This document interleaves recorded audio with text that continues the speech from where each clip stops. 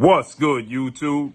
It's your boy, Blue Blood Sports TV, back at y'all with another one. So, it looks like, according to Matchroom CEO and promoter, Shakur Stevenson has turned down the opportunity to sign with Eddie Hearn, Matchroom, and DAZN.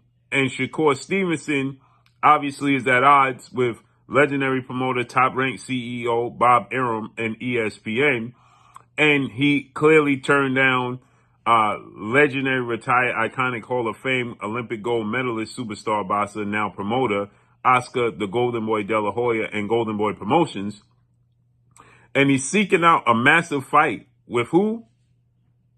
Gervonta Tank Davis. And who Gervonta Tank Davis is aligned with? Premier boxing champion, founder and advisor Al Heyman. And now Amazon. So with that said, Eddie Hearn, he recently made a statement and he said that Shakur Stevenson is not working with me. At the moment, he stated that obviously he's not working with Oscar De La Hoya. He made that abundantly clear. And it boils down to Top Rank and PBC, right? He's a network promotional free agent after his showdown July 9th, where he took on our team, Hurricane, in his hometown in Newark, New Jersey, and he put the beats on our team, Hurricane. Let's just be real. Let's just be frank here. It wasn't the most crowd-pleasing performance when you're talking about the actual crowd, because fans in the sport of boxing, let's be real here, they come for knockouts. They come for names and knockouts, point blank and period. Boxing is a casual-driven sport. The foundation is the hardcore boxing fans, but the sport is driven by casuals, and they come to see what? Knockouts. And if you do anything other than get a knockout, then what? They label you boring, okay? And Shakur Stevenson, he put on a beautiful performance, but when you're a style of Shakur Stevenson, you need your opponent to cooperate.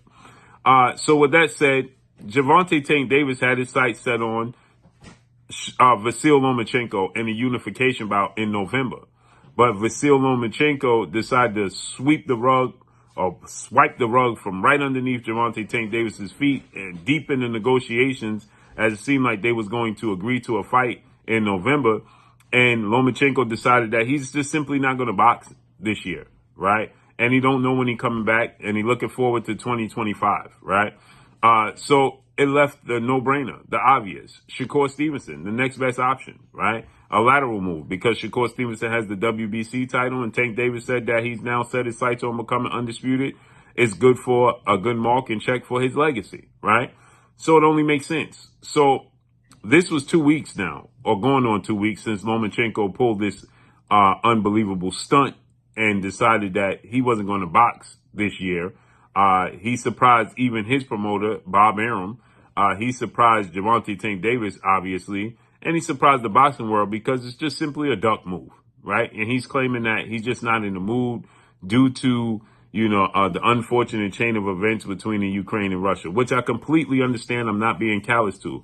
The facts remain is that this has been ongoing for about 2.5 years now. And there's simply nothing that Lomachenko can do about it. There's nothing he can do about it. And he already fought. He fought Devin Haney during this time. That was at the height of it. He fought George Kambosos in Australia in May. And now, why you can't fight in November against Tank Davis, you're not in the mood. It's very, very, sketchy, to say the least. So with that said, obviously, Gervonta Tank Davis is the A-side. He's the cash cow. He's the big deal.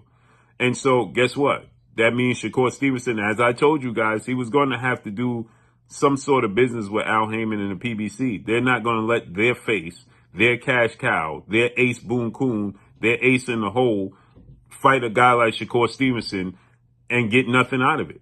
So obviously Shakur Stevenson is going to have to do what?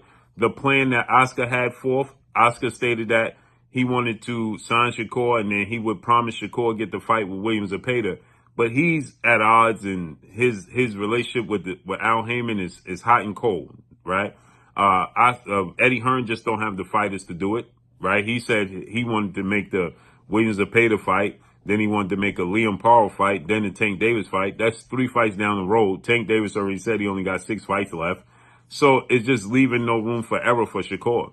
it just only makes sense to sign back with Top Rank and get the Dennis Baranchyk fight because Bob Arum stated that if he did sign with Top Rank, he would get that unification bout. If he didn't, it's going to Keyshawn Davis, and he's moving on. So it only makes sense. The end goal is Gervonta Tank Davis anyway. Like I said, Tank Davis is going to have a rematch clause. If Shakur Stevenson win the fight, he's going to have to rematch Gervonta Tank Davis anyway. Sign a 3-fight deal that'll see you get Gervonta Tank Davis and then possibly Isaac Pitbull Cruz, since Isaac Cruz is doing all this talking. He's over there he's under Manny Pacquiao, but they're aligned with PBC. So it just makes sense for Shakur Stevenson. He could get other fights, right? There's other fights that he can have that he can make over with the PBC. Do a 3-fight deal. Two fights with Gervonta Tank Davis. You have to beat him twice. That's no walk in the park, obviously. And then, another marquee fight, and you do a 3-fight deal, and similar to Canelo Alvarez, and guess what? You become the man. You beat Tank Davis and whomever else they have over there that you choose to fight. You beat them, and guess what? You become the man now. So it just makes sense. It's a no-brainer to me that Shakur would have to make this move. Or, like I said, it would have been smart to sign with Floyd Mayweather as well. So let's see how this unfolds and plays out. I like the Mayweather signing because the storyline between him and Floyd Mayweather, the storyline between Tank and Floyd Mayweather, Al Heyman and Floyd Mayweather, Al Heyman and Tank, Leonard Ellaby being fired by Mayweather Promotions. He's now with Tank Davis. The storyline just makes the fight itself enormous. So that's why it made sense to me. And Tank being a protege of Floyd, and Shakur looking up to Floyd, and Floyd saying Shakur will beat him, and Shakur's the better boxer. It just all makes sense as far as promotion and making the fight as big as possible. But let's see how this unfolds and plays out.